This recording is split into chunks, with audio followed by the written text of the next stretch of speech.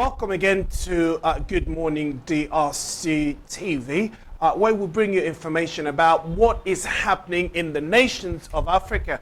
And today we want to focus on particularly a man who is now president of the Democratic Republic of Congo. His name is Felix Antoine Tshisekedi. A lot of people call him Fachi Beton.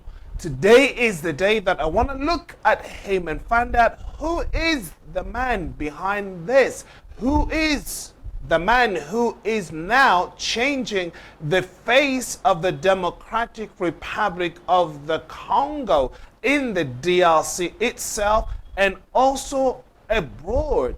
This man, we understand, is the son of Etienne Tshisekedi. His father, who has been a leader, a ferocious leader in that country for almost 32 years.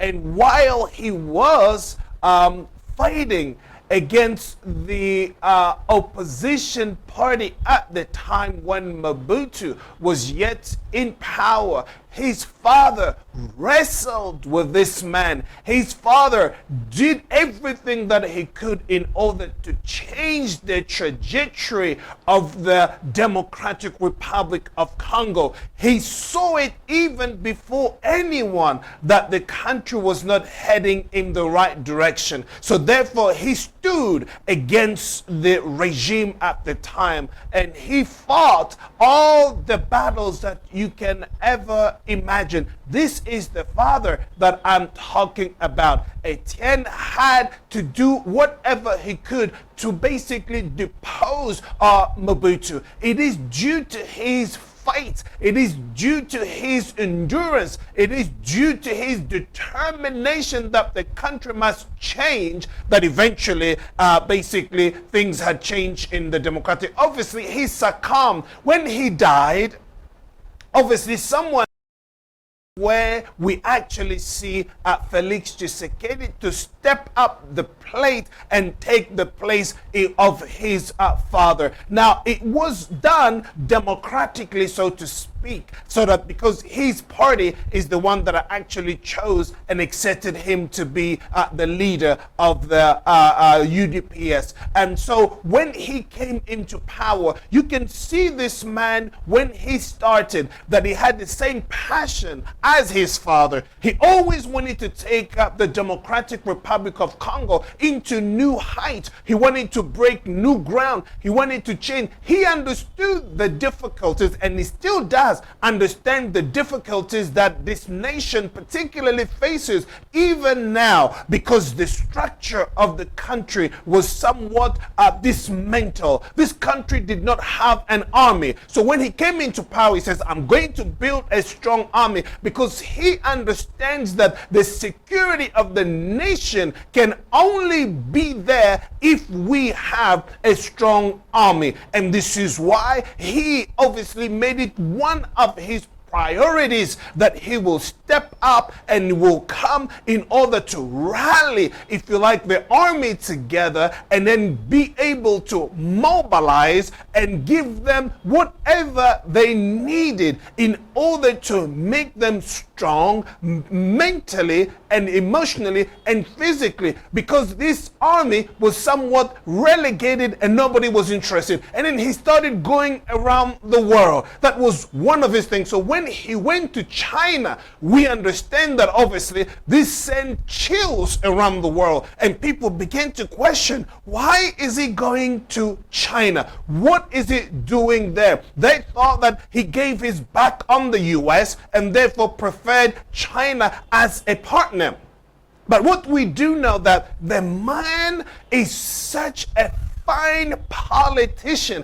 He will use whatever is at his disposal in order to make Congo great again. So he looked, on one hand he had the US, and on the other hand he had China, and these two are potential partners. But he's looking for somebody not just will just talk, but somebody who will step in and do something that will help the country move forward. Where else would he find such? He turned to China because they were able obviously to invest invest loads of money into the economy and to build infrastructure and to help the country move forward. This is what he had in his mind. So he stepped forward and then had this meeting, and then he went with the Chinese government. And so now they're doing business with China as well as the US and the European Union. The man is actually open. But then he came to understand that for his policies to move forward, he had to dismantle the majority that he had in the political system in the DRC. So there was actually if like a coalition that didn't allow him to move forward. And then he actually stood against. He was doing everything for the country to move forward, but there were always people that tried to stop whatever effort he was doing, until the man decided enough is enough, and he wanted to dismantle that, and he rallied the majority behind him, and people said, yes, this is a visionary leader. He knows where he's going. He knows what he wants to achieve. So by rallying the people together, he actually dismantled. He gave a speech, and in a State of the Nation, he told people to know what was happening, and then everybody knew and understood that we had somebody in place who can actually make a lot of changes that will cause this nation to move forward. So therefore they rallied behind him, and he dismantled what used to be the majority at the time. And then obviously they had to revamp a new majority that will work on behalf of the people. So this is what we had seen actually happen. A lot of people couldn't understand how did he manage to do that, because they know that this man is not coming out of the army. This man is not coming out of. So people couldn't understand how this man, where did he get the wisdom to actually do this? Because they knew his background doesn't say much, that this person is not from an army. He's not coming from somebody who has a lot of power behind him. But yet smoothly and with a lot of wisdom and tactic, he came into power and got to a place where he actually dismantled what was in power then. And now he's organizing everything so that the country will go to the next elections. I mean, this man has so much in him, as if it's somebody who has already been a president in the past. But this is his first term. But what I do know, what I do understand, is that he has been groomed by his father, by the things that he has seen all along from his father, and the way he used to deal with people, and how he used to maneuver circumstances and the situations to bring about, if you like, result. Even though his father was never a president, but yet he was a prime minister at the time. He was a minister, and he has been very much involved in what was happening in his father's life. And we know that while he was yet in Belgium, he used to act as a foreign minister of his party or organization, if you like. The man traveled around the world rallying support for his father and for the party that he very much embodied to this very moment. So what we do see is that this Congo is actually moving forward, and there are a lot of changes that are taking place right now, and it does speak volume in terms of what he has achieved to this very point. But what we also know is that at present, where the country is, he's rallied a lot of support from people. And I honestly can say that there is no opposition party that can actually stand against him coming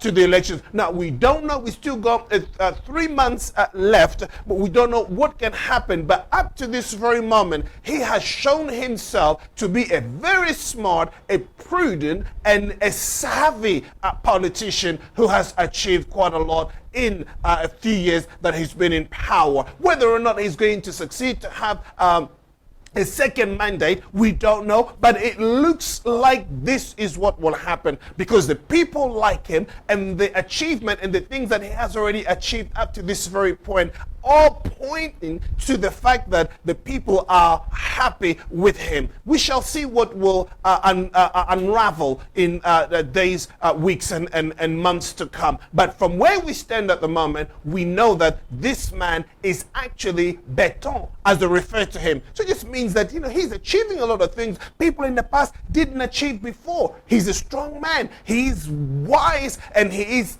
full of tactics, and he captures the image, and he embodies, if you like, the dreams of the Congolese people. But we shall wait and see what will happen, as I said, in days and weeks and months to come. But the DRC is on its way to rising up and standing and taking its place in the concert of nations. We shall wait and see. And what we do hope is that this election will be peaceful, will be transparent, as many people as are expecting it to be like. So we wait and we shall see. We shall bring you all the news as it unfolds on this channel. If you haven't subscribed, why are you waiting for? Subscribe to our channel, send the link to the people that you do know, give us thumbs up. Until next time, take care of yourselves. Bye bye now.